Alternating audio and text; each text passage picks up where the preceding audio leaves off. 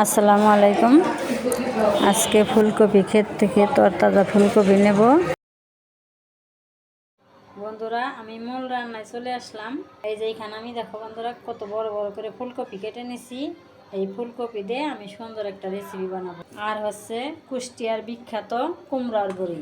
এই কুমড়ার বড়ি আমার বাসুরের মেয়ে কুষ্টিয়া বিয়ে হয়েছে, তাই আমার বাসুরের মেয়ে কুষ্টিয়া থেকে আমাকে এনে দিছে। আমি সেই বড়িগুলো দিয়েই আমি ফুলকপি রেসিপি বানাবো। আর ফুলকপিটা আমি কী দিয়ে রান্না করব সেটা হচ্ছে এই মাছ, এগুলো হচ্ছে খয়রা মাছ। এই মাছ দিয়েই আমি আজকে ওই ফুলকপি, আলু আর কুমড়োর বড়ি রান্না করব। এখানে আদা রসুন বাটা আছে, জিরা বাটা আছে। এই যে মাছটাই বাটিতে ঢেলে নিলাম। এখন আমি মশলাগুলো দিয়ে দেবো। এখন আমি মাছটা মাখিয়ে নেব, শুকনো শুকনো করে মাখাবো। এই যে এইভাবে আমি শুকনো শুকনো করে গাঢ় করে মশলা দিয়ে মাখিয়ে নিলাম। ভাজার জন্য কড়াইতে তেল দিয়ে দিলাম। এখন আমি মাছ দিয়ে দেবো।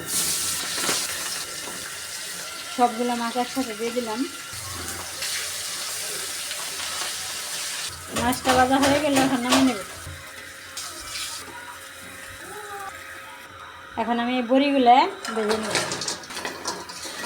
আমার বড়িগুলো ভাজা হয়ে গেল, এখন নামিয়ে নেব।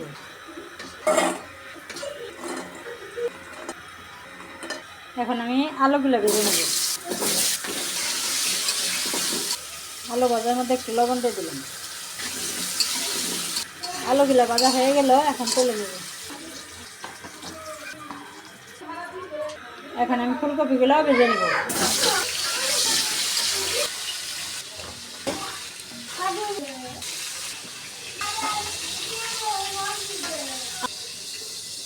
এই যে বন্ধুরা, আমি সব কিছু হালকা ভেজে নিলাম। এখন আমি রান্নায় চলে যাব। পেঁয়াজ দিয়ে দিলাম, পেঁয়াজ কাঁচামরিচ একসাথে দিয়ে দিলাম। এখন আমি এক এক করে সব মশলাগুলো দিয়ে দেবো। এখন আমি মশলাটা ভালো করে কষিয়ে নিই, আদা রসুন কাঁচা গন্ধরা যেন না থাকে। এই যে এইভাবে আমি কষিয়ে নিলাম। এখন একটু পানি দিয়ে দিলাম। এখন আমি বাকি মশলাগুলো দিয়ে দেবো।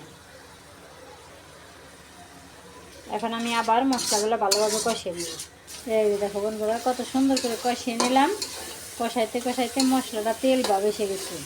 এখন আমি ফুলকপিগুলো দিয়ে দেবো। ফুলকপিটা আগে কষাবো। এখন আলুগুলো দিয়ে দেবো। এখন বড়িগুলো দিয়ে দিলাম।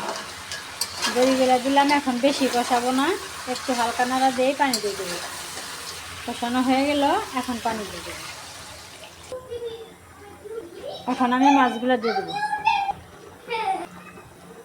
মাছগুলো দিয়ে দিলাম।